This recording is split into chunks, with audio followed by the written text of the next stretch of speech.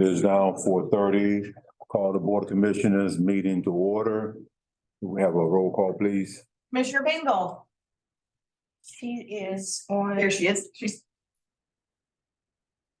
Sabrina, you there? Maybe. Commissioner Yes, Black. I'm sorry, my That's okay. internet is not very good here. Commissioner Blackman. Commissioner Huff. Here. Commissioner Outlaw. Here. Commissioner Powell. Present. Commissioner Reddick. Here. Commissioner Scott. Present. We have a quorum. Ms. Askew, anyone sign up for public comments? No, sir. All right. At this time, we have the minutes, but take the time to peruse the minutes. If there's anything you want to make a note of and any comments.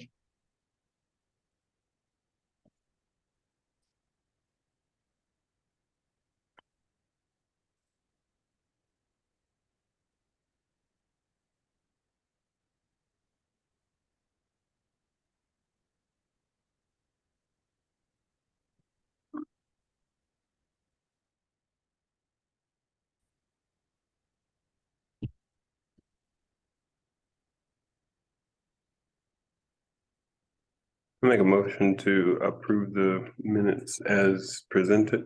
Second. All in favor of the minute being approved and published, signify by saying aye. Aye. All opposed? Aye. All opposed, like sign. Minutes been approved. This time we will have the finance report. Good evening, everybody. We'll start with the total operating revenue for Trent Court. It's $357,332.05. For administrative costs, CHI and the Ross grant side. Newburn Towers, $524,920.61. And then go down to total operating expenses. For Trent Court, $568,378.95. Administrative cost is $0. CHI business activity, $24,283.76. For the Ross grant, $36,260.73. And for Newburn Towers, $436,521.36. And then down to the total net income. For Trent Court is $389,464.10. Administrative is $0. CHI is negative $24,283.76. The Ross grant is negative $36,260.73. And Newburn Towers is $88,399.20. Can you go back and just address the negative correction that we had? Yes, in the total operating revenue under Newburn Towers, it shows a negative under interest on GF investments, and that should be a positive number. And another question that we had was security expense at the Newburn Towers. And so I'm gonna let Mr. Jones explain to you all some of the issues that we've been having at the towers with the, I don't even know what to call it. The control board. The control board has been actually messing up, so we're getting false reading. And then they will have to come out. With this, what's it, the full country that gets this food? We had a full station, they also had a live water. Yeah, we have water leaking down in the pool station, so they will have to come out and it'd be false reading. And the live wire they actually repair. So we could, don't allow the problem. The system, from my understanding, will have to be updated to a newer system. So that's a lot of the false reading now. Okay, so I need to understand what the board is. Is that the electrical side of the house It's or? the actual security, the fire alarm, That's what I need. smoke detector, even down to the emergency doors, so everything goes through them. Like I said, if somebody goes out the emergency door, they're notified the fire department, the police department for. And we had somewhere that cooking smoke was going, that automatically calls them first. then they call the fire department, police department. So a lot of them, some of it's with the residents, but actually the board itself needs to be upgraded. Okay. And I know we have to figure out as far as putting in the budget, because it's gonna cost a lot to upgrade it. I can't learn more here. How much is it costing a call? I mean, yeah, do they? I don't think they charge for all the, Johnson Control sends us a bill for that, so, we'll have to, Okay, yeah, we'll have to look back at the, bills from, yeah, it depends on what they have to do. Because they charge per hour okay. when they come out. I know, because sometimes some agencies, they regardless, they charging for coming and then everything else is in addition They to. charge for traveling time as well. Yeah. Did you say they came out of Raleigh? They come out of Raleigh? They come out of Raleigh, but we have some type of insurance, because I know when I talked to them, they were saying that some of the things that we have on it, where we can get it and they don't charge. But I do know they said they charge the traveling time. Yeah, and per yeah. hour once they get here. That's what I figured. Didn't know they was coming from Raleigh though. Yeah, so it's something we have to, regroup on and look. Okay. Upgrade Yeah. our system to a more modern system. Yeah. And find out what's covered. for Yeah. electrical. Ms. Askew, can I ask a question going back to the finance report, please? Yes, ma'am. Where you corrected that number and you said what was a negative is supposed to be a positive. So is that then the totals that you have announced, those need to be adjusted because of Yes, we'll that? have to, yeah, I'll yeah, adjust it and send it back out to Ms. Askew. Excuse me, I'm sorry. it's $283.84, but, yeah, that, will need to be corrected on So the those. bottom line numbers that was reported should just be corrected, correct? Just want to Add make sure. a little $300 to it. Correct. And then it'll make a difference to the bottom line at the bottom as well. Correct. Okay, thank you. Uh-huh.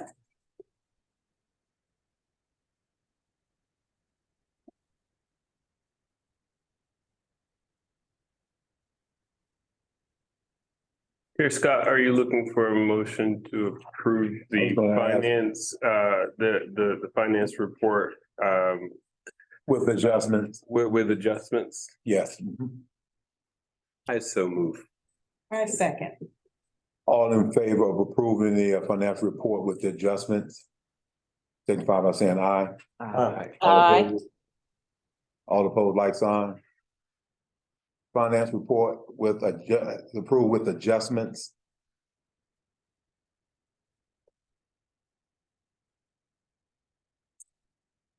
Next, we'll have the executive director's report. Thank you.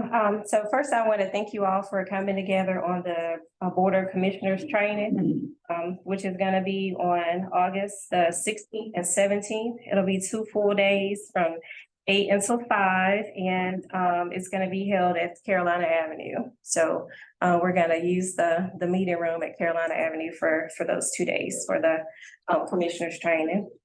17. And then I also wanted to, 16 and 17. I'm sorry, yeah, Right. 16 and 17, yes. 8 until 5. And maybe a break.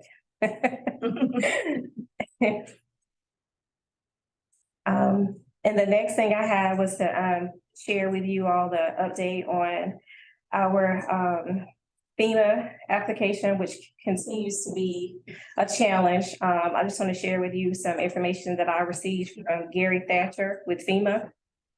He sent a message out to the group on July the 5th. And he started off by letting everyone know he hoped they enjoyed their holiday. And then he started with, in our previous discussion, we had talked about the possibility of phasing the Trent Court project to capture the demolition first and then the reconstruction. And then he goes on to say, however, this will not be possible.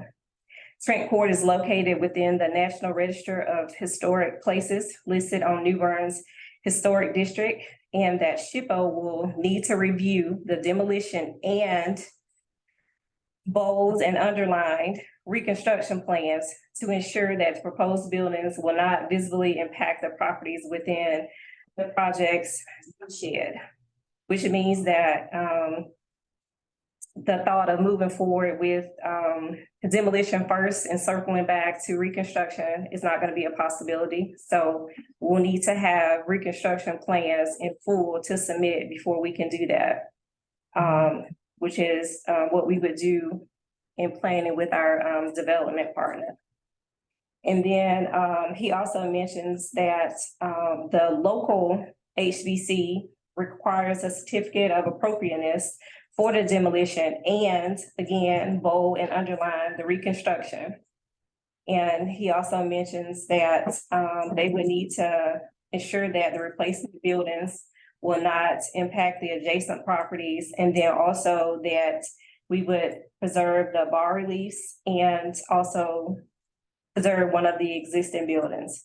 So again, I thought we were 10 steps forward, but obviously we're 20, 30 steps backwards.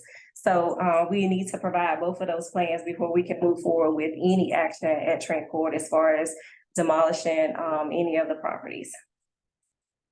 So that is where we are with that. It's unfortunate because I was really hoping that we would be allowed to demolish and then circle back with our plans to rebuild, which, I mean, that could take time because we need to have our financing in place and we need to have plans and like full detailed plans. So that's not something that we can do in the next months or even this year. So So just to be clear, they're saying everything has to be demolished. The buildings that we had planned. No, the issue is that we need to be able to give them reconstruction plans before we can demolish anything, before we can touch anything on that site. So before we can get to the point of just taking down a building or anything, we got to be able to tell them exactly what's gonna go back. And Gary is from FEMA? Yes, Gary Thatcher is the environmental planning, his historic preservation specialist with FEMA. And so really that's my major focus has been on locating with FEMA, and that's really all I have to report or share today. So there's not a plan B, I guess, in place to move forward with that, or that's what you're working on? Honestly, I don't even know if we can have a plan B. I don't know. I mean, does anybody have any suggestions for a plan B? Because Tiffany. Ms. Askew, Yes, Ms. Askew, I'd like to volunteer just because I've served on HPC. I'm very well aware of worked with SHPO and whatever. If we could get a small committee, whatever, I'm willing to give of my time and energy to, maybe because I can speak the lingo or whatever, talk to Mr. Banner or, I'm unsure of how they're talking about this because I know what the demolition rules are. I know something's missing. There is a piece missing here that's holding us up to this extent. And I'm just offering that I'd be willing to either sit in the meetings or try to help in some way and make some other suggestions to them to ask the questions. Maybe that would help us move this forward. Yes, ma'am. So we were right now, our FEMA consultant, Miss Valerie Phillips, she had reached out to ask for a meeting, and we were hoping that it would be scheduled sometime this month, but she sent that email out last Tuesday asking for a scheduled meeting. As soon as I have that, I will let you know and make sure you're included on the invite for that meeting. And it's typically a Zoom format or a Teams format, so. Sure. To be clear, though, even with the HBC certificate, really until our development partner has a signed contract and they're working on the plans, what his email tends to indicate to me is until that is signed, sealed, and delivered, we can't demolish if we're going to use FEMA money to do so. Right, and I do understand what you're saying, Zeb. I don't know that we have to have the full extent to our financing in place, whatever. We just need to have a plan. That's what I'm asking. yeah, I think that we just would have to have the plan. I just, Is that you know, what Gary's I'm saying? going, yeah, and that's what, these are some of the questions I wanna ask as well. So that I can have a better understanding, and certainly, you know, we've got some reach out we can do to the National Trust or the National Park Service, who is the overall arching, the federal government side of it. And we may have to try to meet or get them involved as well. Can I ask, Tiffany, how? I'm just how willing to much- put whatever resources that I may have to try to help, you know, speed this up or do whatever we can to help. How much in FEMA funding are we actually looking at getting? So initially with, to build in place, elevated was around, 40 million. But, of course, you all know that's not, what our plan to do is. So it could be that or more. Wow. So if we were to forego FEMA in the demolition, Unfortunately, we probably won't be able to do that because, Yeah, I I had even wouldn't. asked I had even asked the HUD office if we could, you know, demolish with our capital funds, which that Yeah. is a possibility, and they had, gave me a no. wow. Rock meet hard place. Goodness gracious. Yeah, so that was kind of like a plan B. So I think I did, plan A, B, C, D, E. Yeah, we Like, were having this conversation last year around the same time, and I remember throwing all the ideas around to try to do it different ways. It does kind of feel like a punch in the gut every time we get set back to this as like Groundhog Day. yeah. Commissioner Bingle, I just appreciate you, getting in the loop with that, with whoever you know, whatever, and Ms. Askew gonna let you know the next time Sure. they got a meeting and. Well, you know me well enough to know I don't like, you know, no's never an option to me, and I'm willing to keep hammering at them till we can find another Yeah, option. appreciate that, yeah, appreciate that, cause, man. Okay, praise the Lord. Praise the Lord. Yes. Hey, anything else, Ms. Askew, you got for us today? I don't think y'all want to hear anything else from me. No, I'm just kidding, but no, I don't have anything else. What was the resolve about the holiday? I was just looking back at the minutes from the last meeting that I missed. So when we get ready to look at that, it will be towards the end of the year when we do our holiday and our schedule and our budget for the pay. And then we'll be able to let you know how much to add it, take it away, or switch it around, and then you can make the decision. Okay. Okay. Thank you, Executive Director. Yes, sir. All right, next New Bern Towers report, Ms. Simmons. Total units is 106, unit occupied 100, occupancy rate is 95%. Total vacant units is 6. 1 bedrooms 3, 2 bedrooms 3. Move outs 1, move ins 1, move outs 2, 0 transfer, 6 approved, and 17 process of applicants. Charge $34,169.64. Receive $34,749.63. Unpaid $580. Tier rate 98%. Year to date $3,088.41. And just to share real quick, we had some residents to pay up front, so that's why she had received more than what was actually charged. So they paid a little early, and they tend to do that at the towers. Non-payment 4, 0 criminal activity, other violations only 1. Outstanding requests 1, received 39, completed 38. Pending repair 1, pending part 0. Police reports 23, fire report 0. And we did receive those ACs. Okay. That one pending, I have to get someone to come look at the rubber roof, it's actually lit, which we put some, like, seal on it, but we're gonna have to get that repaired. So that's why I didn't put the work order as being complete. Right. But it's not. That's not really complete. okay. Appreciate that. Yes, sir.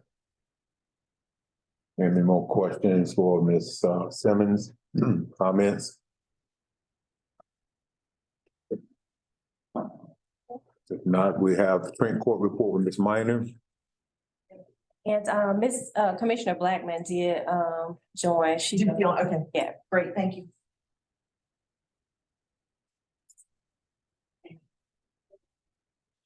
All things are possible.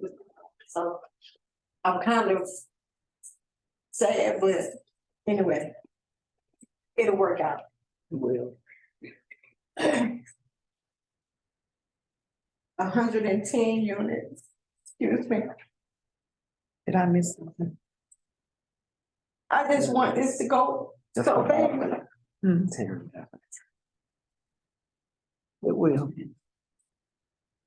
Okay, I apologize, okay. 110 units, 103 is occupied, 94% occupancy rate. 7 units vacant, we have one bedroom, 1 2-bedroom, and 5 3-bedrooms. I have 1 move in, 1 move out, 1 transfer. We have 9 approved, 7 in process. Charge is $29,568. Received is $23,580.82. Unpaid is $5,987.18 with a charge rate of 80%. Last month I reported it was $33,823. Actually it was 25,000 and something, but it was with just active units, which we included all units, even the ones that moved out. So it made it this month. Last month it would have been $33,823.28. So this month is $34,741.86. Pending terminations for non-payment was 16, which 14 we took to court. Work orders, we have 1 request that is outstanding, and we received 56. So it's 56 received, 55 completed, and 1 pending repair. The police report is we received 30 calls with 2 words assist other units. Other agencies, and 1 fire report. Thank you. Any questions or comments? The 16 for non-payment, is this from COVID from back? No, Oh, okay. no, ma'am. This is for the month of June. Okay. Just for now. I do want to just say we echo your heart and want the same thing. Thank you, Ms. Minor. Thank you. Next, we have the Ross program report from Ms. Tuggy.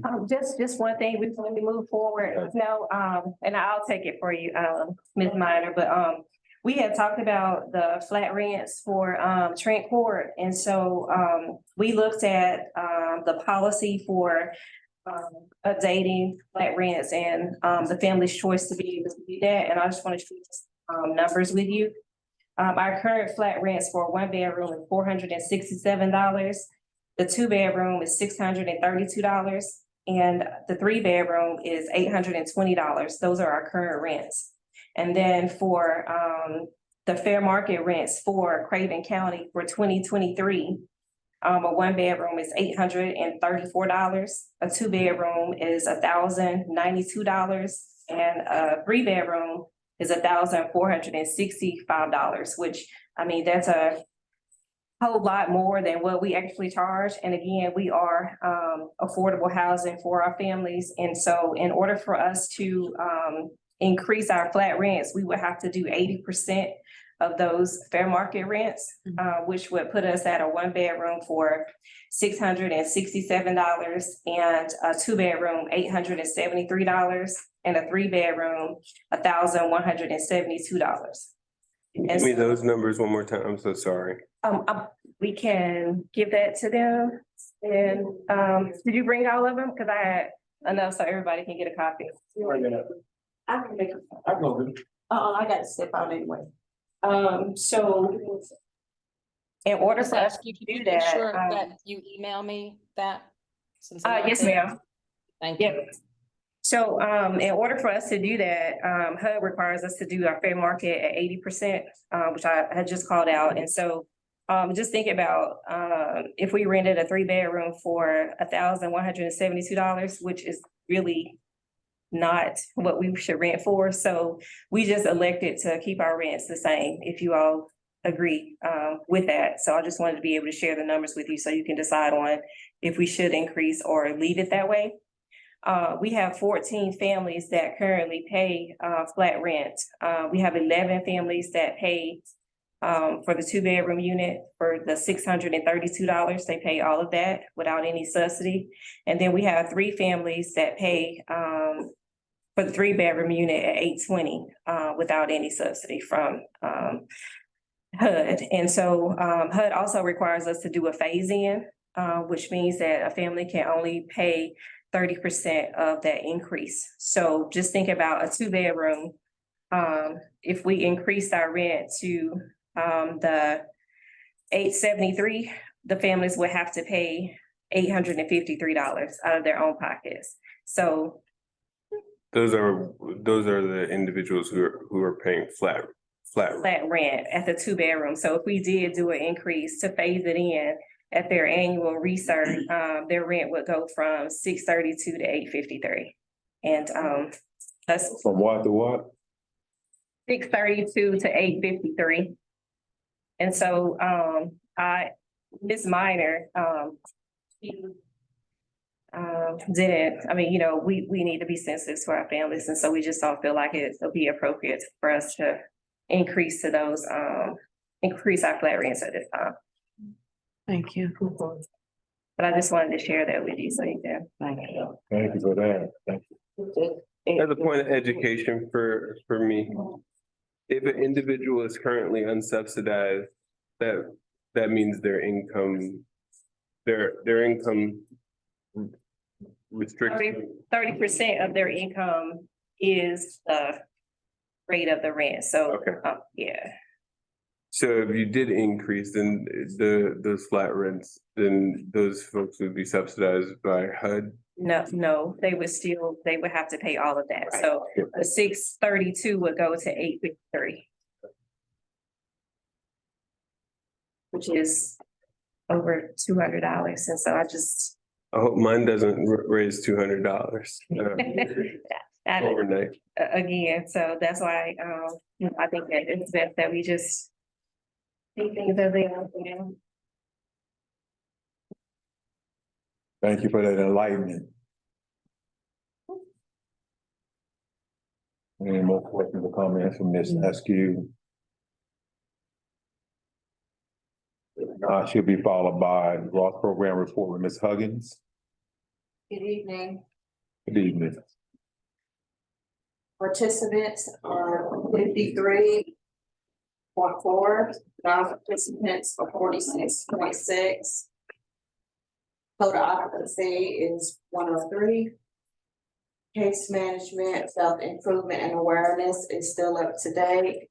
Resident intake, medical assistance, weekly self-sufficiency updates and flyers, community service compliance, senior daily activities, meals, reentry, justice involved initiative, work first program, vocational rehabilitation. Partnership resources are still up to date and current. Have required evidence-based needs assessments for residents 65 and older, a total of 4. Fall risk evaluation, none listed. Loneliness evaluation, none listed. Lubin social isolation evaluation, none listed. Disability. Residents that receive disability are 7, social security. Personal care aides are 2, health and wellness, still the same, Craven County Health Department. Craven County Senior Citizen, Great Place to Start, behavioral health, child care. Craven County Department of Social Services, still the same, no waiting if the resident has full-time job. Craven Community College scholarships are current. There is a program for youth through the Mediation Center of Eastern Carolina programs. Teen Court is still available. They have enrollment to the end of the summer. Volunteer opportunities for peer alternatives, Man Up and Girls Empowered. Back to school event, outreach event is going to be held on August 4th on site at Trent Court. Transportation is current. Ownership class for Habitat for Humanity. That's to be arranged. The Citizen Police Academy class. That starts September the 13th. And it will be in the evenings. Do we have anybody to want to attend that class? We have 4, they've been enrolled. So we don't have to pay anything yet. I did talk to Sergeant Kevin. He said that Bryce, he said that we can pay upon the time that the class actually start, which is September 13th. Okay. So he said that was fine. So, and it's full now. We had a financial literacy workshop that was held at New Bern Towers. 25 residents attended. We also have a opioid presentation workshop that's going to be held July 28th from 2 to 3 o'clock. If it runs over a little bit, that's fine, but that also will be held at New Bern Towers in the social room. And we also had staff to attend the financial literacy workshop as well.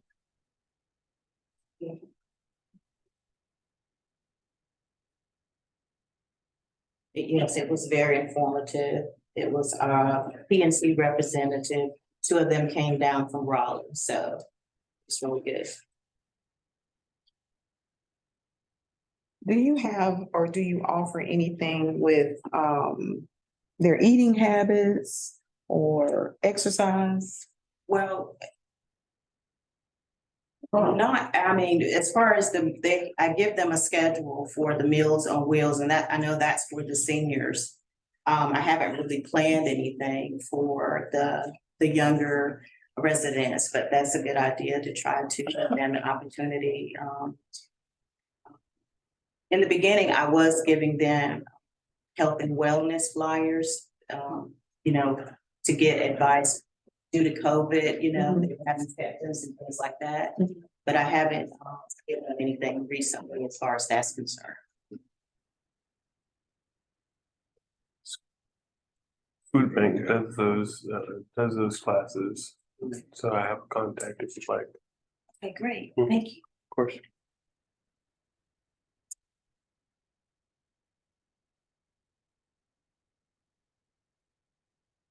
You have anything else, Ms. Huggins? Yes, sir. That was good, thank you. Thank you. Thank Thank you. you, as always. Who resolution this ask you? No, sir, we don't have any tonight. I'm gonna need about 10 minutes. Need to go in a closed session, so if I can get somebody to I make a motion that we goes into we close. talk about an MOU for Lord Street. Mhm. That's what. No, that's under attorney-client privilege. Say again? It's under attorney-client Yeah. privilege. So do we need to make a motion to go? Yeah, so I'll make that motion to go into closed session.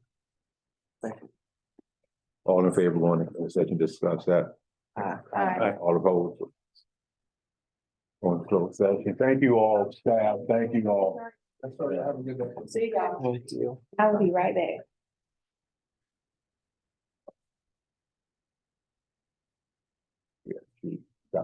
She need to share with us, but it's going okay.